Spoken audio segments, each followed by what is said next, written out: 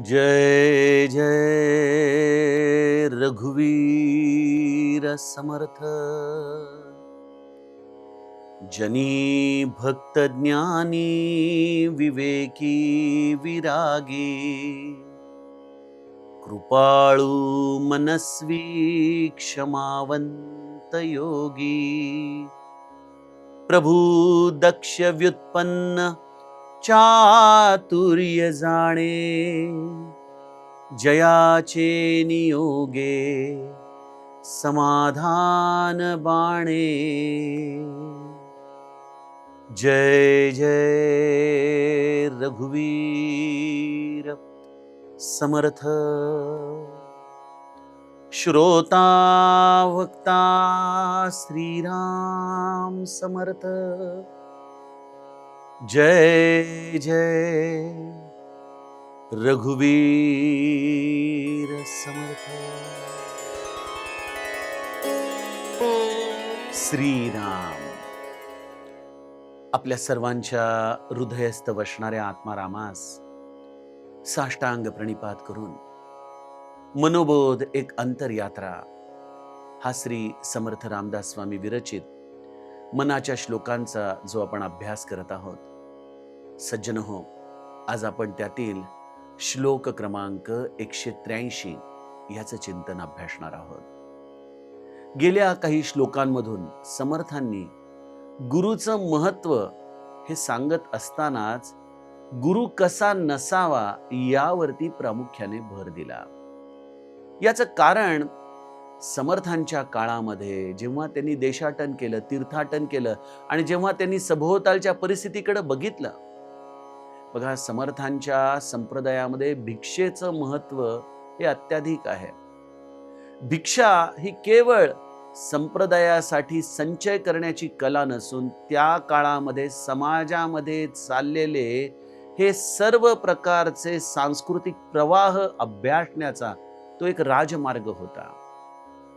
समर्थ त्या भिक्षेच्या निमित्ताने समाजामध्ये फिरायचे, लोकांशी बोलायचे, संवाद करायचे आणि त्यातून त्यांच्या अंतरंगामध्ये नेमकं काय प्रकारचे विचार प्रवाह चालू आहेत, कशा पद्धतीची लोक आजच्या काळामध्ये समाजात स्वतःला गुरु समजत आहेत, या सगळ्या गोष्टींवरती समाजातल्या व्यक्तित्वांचा अभ्यास करून समर्थांनी हा दृष्टिक्षेप टाकलेला आहे। मला यातून सहज असं वाटतं की पारमार्थिक होणं म्हणजे सामाजिक विषयांच्या बद्दल असंवेदनशील होणं नाहीये। समाजाला सतत ऊर्ध्वगती दाखवण्याचं संतांनी कार्य केलं, त्यामुळे संत हे खऱ्या अर्थाने उत्तम समाज सुधारक होते। संतांइतकी समाजामध्ये सुधारणा इतर कोणीच केली नाही। समाजामध्ये चुकत असलेल्या गोष्टींवरती आसूड ओढत असतानाच नेमकं आपण या गुरु या संकल्पनेचा विचार करत असताना समाजामध्ये गुरुपद कोणाला द्यावं यावरती समर्थ आम्हाला आजच्या श्लोकामध्ये केंद्रबिंदू विचार घेऊन 11 मुद्दे गुरुच्या अंतरंगामध्ये असले पाहिजेत हे आपल्याला सांगतायत। बघा, आपण गुरु कसा नसावा याची किती लक्षणं बघितली। पहिल्या श्लोकामध्ये बहुसाल मंत्रावळी शक्ती मोठी, मनी कामना चेटकी धात माता ही काही लक्षणं बघितली। नंतर त्याच्या पुढच्या श्लोकामध्ये 9 लक्षणं जी गुरुमध्ये नसावीत ही समर्थांनी सांगितली। नवे चेटकी चाळकू द्रव्य भोंदू इत्यादी इत्यादी ती 9 लक्षणं आपण बघितली। त्यानंतर पुन्हा पुढच्या श्लोकामध्ये समर्थांनी गुरु कसा नसावा हे सांगताना 2 लक्षणं सांगितली। नवे वावगी चाहुटी कामपोटी आणि काय की क्रियेविण वाचाळता त्याची मोठी, म्हणजे एकंदर गुरु कसा नसावा याची अत्यंत विस्ताराने समर्थांनी आपल्याला लक्षणं सांगितली। आता गुरु कसा असावा, कोणाला सद्गुरु मानावं, त्या सद्गुरूच्या अंतरंगामध्ये नेमकं काय निवास करतं याची 11 लक्षणं समर्थ आम्हाला आजच्या श्लोकामध्ये सांगतायत। काय आहेत ती 11 लक्षणं? जनी भक्त ज्ञानी विवेकी विरागी, हा असा जनामध्ये राहणारा सद्गुरू कसा असतो? पहिली गोष्ट आहे जनी भक्त, तो भक्त असला पाहिजे। भगवंताचा भक्त म्हणजे भगवंतावरती निरतिशय प्रेम करणारा। पण बघा, माझे समर्थांचं सगळं ज्ञान किती विवेकाच्या गाळणीमधून ते आपल्यापर्यंत देतात. भक्त आहे, पण त्या भक्ताला सगळ्यात महत्वाची गोष्ट म्हणजे ज्ञान झालं पाहिजे. पहावे आपणासी आपण, या नाव ज्ञान. हे ज्ञानाचं लक्षण भक्तामध्ये स्वाभाविकपणे विराजमान असलं पाहिजे. जनी भक्त ज्ञानी. नंतर तिसरं लक्षण विवेकी. तो अत्यंत विवेक संपन्न असला पाहिजे. चौथी गोष्ट, त्यामध्ये वैराग्य असलं पाहिजे. जनी भक्त ज्ञानी, विवेकी, विरागी. आणि मग पुढं काय? कृपाळू. असा तो व्यक्ती समाजामधल्या अपराधी मंडळींना त्यांच्या अपराधांसकट, त्यांच्या अज्ञानासकट स्वीकारणारा, कृपाळू, मनस्वी, मनापासून तुमच्यावरती तुमच्या हितासाठी झटणारा, कृपाळू, मनस्वी, क्षमावंत. कितीही अपराध जरी करून आला तरी त्याला क्षमा करणारा. आणि योगी याचा अर्थ ज्याचा संयोग भगवंताशी घडवणारा, असा तो क्षमावंत योगी. प्रभू दक्ष, जो निरंतर आपल्या अंतरंगामध्ये आपल्या राम कार्यासाठी, आपल्या राम भक्तीसाठी दक्ष आहे. प्रभू दक्ष. व्युत्पन्न, तो अत्यंत हुशार असला पाहिजे. पांडित्य हे जरी त्याला केवळ शब्दांच्या आधाराने प्रगट करता येत नसलं तरी या सूर्यप्रकाशाखाली असलेली अशी कुठलीही गोष्ट नाहीये ज्याचं ज्ञान त्या व्यक्तीकडे नाही. प्रभू दक्ष, व्युत्पन्न. आणि काय, हे सगळं असूनही सामान्य जीवांना भगवंताकडे वळवण्याचं चातुर्य त्याच्याकडे पाहिजे. प्रभू दक्ष, व्युत्पन्न, चातुर्य बाणे. एवढ्या सगळ्या गोष्टी त्याच्यामध्ये अंगीभूत असल्या पाहिजेत. आणि सगळ्यात महत्वाचं म्हणजे जयाचे नियोगे समाधान जाणे. ज्यांच्या दर्शनाने, ज्याच्या स्पर्शाने, ज्याच्या बोलण्याने, ज्याच्या स्मरणाने, समाधानाने आपलं हृदय भरून जातं. असं हे सद्गुरूची लक्षणं, ही 11 लक्षणं, हे 11 गुणांनी संपन्न असलेलं सद्गुरूचं वर्णन समर्थ आपल्या समोर ठेवतायत. सज्जनो, सद्गुरू हे तत्व अनंत गुण संपन्न आहे.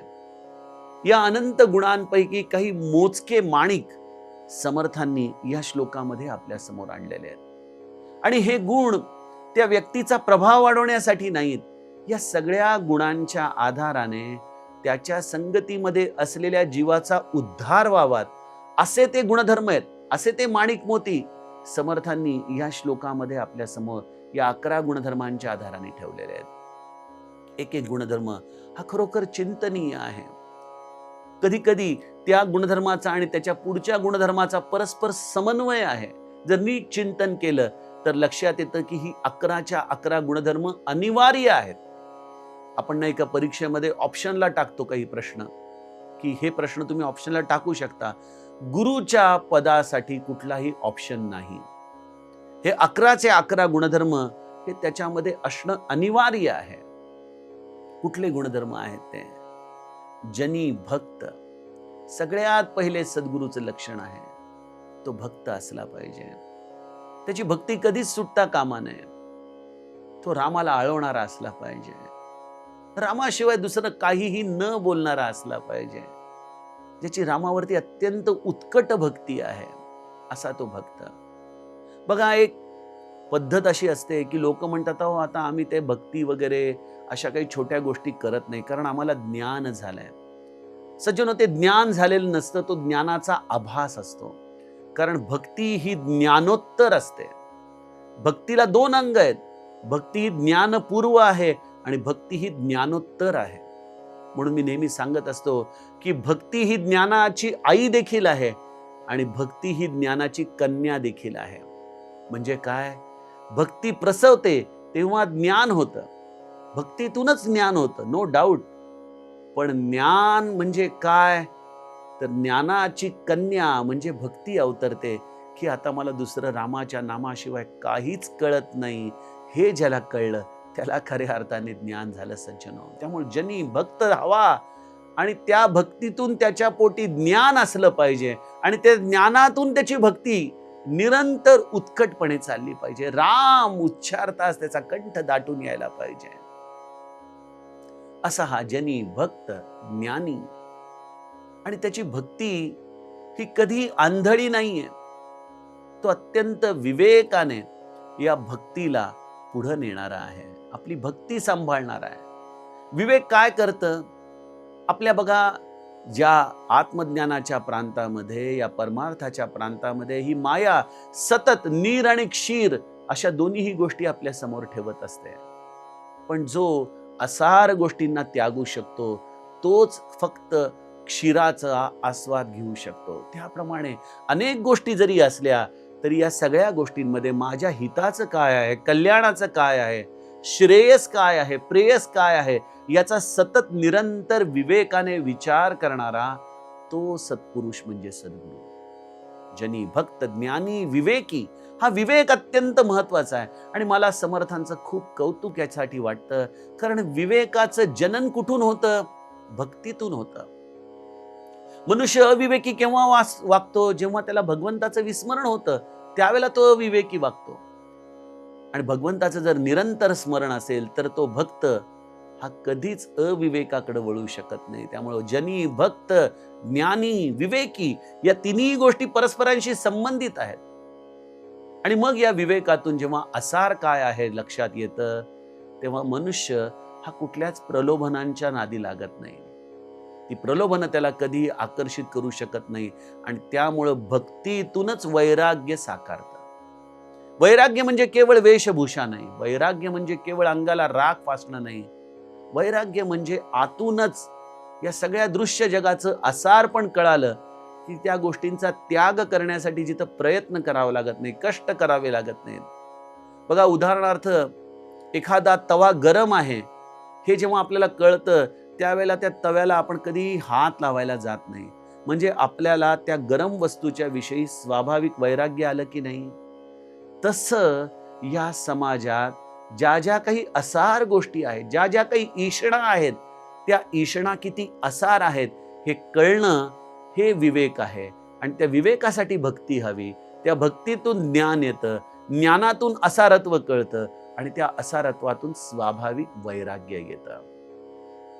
त्यामुळे मुख्य केंद्रबिंदू आहे भजन, भजन, भजन. सद्गुरू हा नित्य भजनानंदी असतो. त्याला जगाची कुठेही कुठल्याही गोष्टीची फिकीर वाटत नाही. जनी भक्त ज्ञानी विवेकी विरागी, ही एक गुरुच्या अंतरंगाची अवस्था समर्थ आम्हाला सांगतात. मग दुसऱ्या ओळीमध्ये समर्थ येऊन म्हणतात कृपाळू. बघा, एक गोष्ट असते की आता हे सगळं मला मिळालंय तर मी माझा आनंद घेत बसतो. मला नेहमी असं वाटतं की श्री ब्रह्मचैतन्य महाराज नैमिषारण्यामध्ये असताना जर स्वतःच्या स्वांत सुखाय स्थितीमध्ये तिथंच राहिले असते, आमच्यासारख्या प्रापंचिकांमध्ये आलेच नसते, तर त्यांच्यावरती कधी विषप्रयोग झाला नसता, त्यांना कधी निखारे खावे लागले नसते, कधी तिखटाचे लाडू पचवावे लागले नसते. पण ते आले प्रापंचिकांमध्ये का? कारण त्यांच्यामध्ये हा कृपाळू गुणधर्म होता. लोकांवरती कृपा करणं, लोकांसाठी धावून जाणं, त्यांना त्यांच्या हिताचा मार्ग सांगणं, स्वतःचं अनेकदा या सगळ्या गोष्टींमुळे नुकसान होत असतानाही त्याच्याविषयी विचार न करता जगाचं कल्याण करण्यासाठी आलेल्या या कृपाळू संतांच्या विभूती आहेत. कृपाळू. आणि त्यांचं सगळ्यात आवडणारा गुणधर्म जो मला समर्थांनी दिलेल्या या श्लोकात माझ्या स्वतःच्या मनाला विशेष आवडतो, आणि तो म्हणजे मनस्वी. त्यांचं सगळं करणं मनापासून असतं. बघा, प्रापंचिकांमध्ये देखील एखादा नातेवाईक जेव्हा आपल्याला असा भेटतो की जो इथून हृदयापासून बोलतोय, हृदयापासून करतोय, तर त्या व्यक्तीबद्दल आपल्याला विशेष मनामध्ये प्रेम असतं, करुणा असते.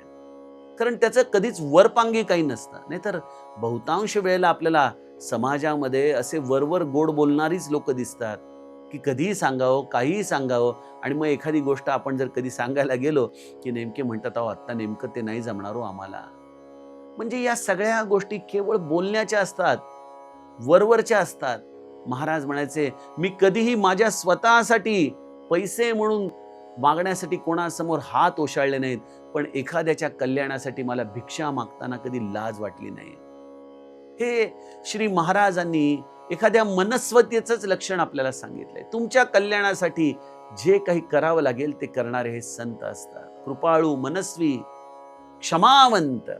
अरे, आम्ही त्यांच्याकडे जाणारे अनंत अपराधी जीव, आम्हाला खरंच कधी आमचं स्वतःचं हित कळत नाही, अविवेकी आम्ही, वैराग्याचा लवलेश देखील आमच्या आचरणात नसतो, अशी मंडळी गेल्यानंतर खरं तर या संतांनी आमचा धिक्कार केला पाहिजे. काय आपलं जीवन आहे असं आपल्याला वाटलं पाहिजे. पण तरी देखील ही संत मंडळी असू दे म्हणून आपल्याला जवळ घेतात, कारण त्यांच्यामध्ये एक अत्यंत महत्वाचा गुणधर्म आहे, कृपाळू मनस्वी क्षमावंत. असू दे, तुला खरंच असं वाटतंय ना चुकलंय, आता ह्याच्यापासून तू नीट वागशील ना, असं म्हणून जे प्रेमाने जीवाला भगवंताकडे वळवतात आणि त्याचा आणि ह्याचा संयोग घडवून आणतात, असे ते योगी आहेत, जे निरंतर जीवाला ईश्वर सन्मुख करण्यासाठी धडपडतात. असे हे योगीची लक्षणं समर्थ आपल्याला सांगताना तिसऱ्या ओळीमध्ये त्या सद्गुरूच्या पुनश्च आचरणाचा मार्ग सांगताना म्हणतात, प्रभू दक्ष, तो अत्यंत ईश्वराच्या विषयी दक्ष आहे. त्याच्या आचरणामध्ये, त्याच्या विचारांमध्ये कधीच तो आपल्या रामाचा विसर पडेल, रामविन्मुख होईल असं कधीच वागत नाही. त्याच्या मनात तसा विचार देखील येऊन जात नाही, कारण विचाराने, मनाने आणि कर्माने तिघांचंही एकत्रीकरण त्याचे ईश्वर चरणी झालेलं असतं. असा हा प्रभू दक्ष, निरंतर ईश्वराच्या बद्दल अत्यंत निष्ठावान. जसं राजकीय पक्षामध्ये म्हणतात ना की ते अत्यंत निष्ठावान कार्यकर्ते आहेत, म्हणजे त्या पक्षाच्या प्रमुखाविषयी त्यांची अत्यंत निष्ठा दृढ आहे. तसं सज्जनो, या सत्पुरुषाच्या जीवनामध्ये त्याची संपूर्ण निष्ठा ही त्याच्या आराध्याविषयी असते. तो प्रभुदक्ष असतो आणि व्युत्पन्न, अत्यंत हुशार, अत्यंत त्याच्याकडे पांडित्य आहे, ज्ञान आहे, ग्रंथाचे संदर्भ आहेत, वेद उपनिषदांचं ज्ञान त्याच्याकडे आहे. त्यांनी एवढं सगळा अभ्यास कधी केलेला असतो?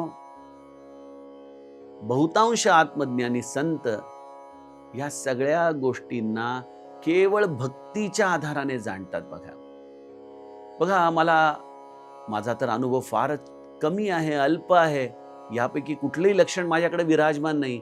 पण माझ्या अनुभवाला आतापर्यंत असं आलं की आपण अशा सत्पुरुषाच्या चरणांना धरून राहिलो ना, की योग्य वेळेला योग्य ती गोष्ट आपल्या निदर्शनाला आणून ते देतात. योग्य विचार आपल्या अंतःकरणात वाहू लागतो, एक निमित्त होऊन आपण बोलू लागतो. जसं एखाद्या अंधाऱ्या खोलीमध्ये एखादी वस्तू हवी आहे, ती वस्तू त्या अंधाऱ्या खोलीमध्ये शोधण्याचा आपण कितीही प्रयत्न केला तर आपण निश्चित धडपडणार असतो. पण त्यावेळेला ज्याच्या हातामध्ये बॅटरी आहे तो बरोबर नेमकं त्या वस्तूवरती जर फोकस करेल तर त्या अंधारामध्ये देखील आपल्याला तेवढी वस्तू हाताशी लागेल. तसं सज्जनो, हे एवढे ग्रंथ, एवढी पुराणं, एवढी वेद उपनिषद, ब्रह्मसूत्र, या सगळ्या गोष्टी वाचणं म्हणजे एक प्रकारे अंधारामध्ये चाच पडण्यासारखं आहे. पण बरोबर सद्गुरु कृपा काय करते की नेमकी गोष्ट आपल्याला जेव्हा पाहिजे त्यावेळेला त्यांच्या मुखामध्ये येते. महाराजांच्या चरित्रातलाच एक प्रसंग आहे की एकदा महाराजांचा काही ब्राह्मण मंडळींशी संवाद झाला. त्यामध्ये ब्राह्मण मंडळी म्हणाली की महाराज, आपण गायत्रीचं महत्व लोकांना सांगा. राम नाम हे ठीक आहे, पण गायत्री ही सर्वश्रेष्ठ आहे. यावरती महाराज त्यांना म्हणाले, अहो, आपण म्हणता ते बरोबर आहे, पण गायत्रीप्रमाणे आचरण करणारी लोक कुठे आहेत आता? जुन्या काळी लोक पर्जन्य सुक्त म्हटले की पाऊस पडायचा. आज तुम्ही जर ते म्हटलं तर साधा वारा देखील सुटत नाही, कारण आचरणाची शुद्धी नाही. त्यामुळे अशा लोकांना राम नाम श्रेष्ठ आहे. विप्र म्हणाले की आम्हाला यामध्ये वेदांचा पुरावा द्या, संतांचं सांगू नका, वेद कुठं काय म्हणतात ते सांगा. आता आली ना पंचायत. जर म्हणाले असते मला बघावं लागेल, शोधावं लागेल, तर कदाचित ते सत्पुरुष या पदापासून थोडेसे काकणभर आपल्याला लांब वाटले असते. पण महाराजांनी लगेच सांगितलं, जा बरं, अथर्व वेदांच्या अंतर्गत कलिसंतरण उपनिषद नावाची पोथी आहे, ती घेऊन या आणि त्यामध्ये नामाचं महत्व सांगणारी ऋचा श्री महाराजांनी त्यांना क्षणामध्ये सांगितली. सज्जनो, हे आहे त्याचं व्युत्पन्नपण. प्रभू दक्ष व्युत्पन्न, चातुर्य जाणे. आणि चातुर्य अशा सगळ्या आमच्यासारख्या मूढ प्रापंचिकांना एवढं सगळं त्यांच्याकडं अंतरंगामध्ये ज्ञान असतानाही त्या ज्ञानाच्या ओझ्याखाली सत्पुरुष कधी दाबत नाही. त्या ज्ञानाचं सार काढून आम्हाला ती गोष्ट घ्यायला सांगतो की ज्याच्यामुळं सगळं काही प्राप्त होईल, आणि ते भगवंताचं नाम मुखी उतरवण्याचं काम संत करतात. महाराजांच्याकडे एकदा एक नास्तिक आला, म्हणाला, मी ते तुम्ही सांगता ते काही घेणार नाही. अहो मी काय सांगतो? नाही तेच तुम्ही काय सांगता ना, नाम घ्या. कुठलं नाम सांगतो म्हणे मी तुम्हाला? तर ते म्हणाले, अहो ते तुम्ही म्हणता ना राम राम म्हणा, ते मी काही म्हणणार नाही. महाराज म्हणाले, ठीक आहे, झालं माझं काम. तुझ्या मुखातून राम राम वधवून घेतलं ना, आता तो रामरायास तुझ्याकडं काय वधवून घ्यायचं ते घेईल. नास्तिकाला देखील भगवंताकडे वळवण्याचं हे चातुर्य या संतांच्या ठिकाणी राहतं. प्रभू दक्ष व्युत्पन्न चातुर्य जाणे, आणि काय, जयाचे नियोगे समाधान बाणे. ज्याला बघितल्यानंतर सगळी गात्र काष्ठवत होऊन जातात, डोळ्यात केवळ अश्रू दाटून येतात, अंग रोमांचित होतं, असे हे सत्पुरुषाचं दर्शन. सज्जनो, अशा या सत्पुरुषाचं दर्शन होणं, त्याचा सहवास घडणं, त्याचा अनुग्रह मिळणं, हे जीवनाचं खरं सद्भाग्य आहे. आता यातील पुढच्या श्लोकाचं चिंतन आपण उद्याच्या सत्रामध्ये बघू. जानकी जीवन स्मरण. जय जय राम.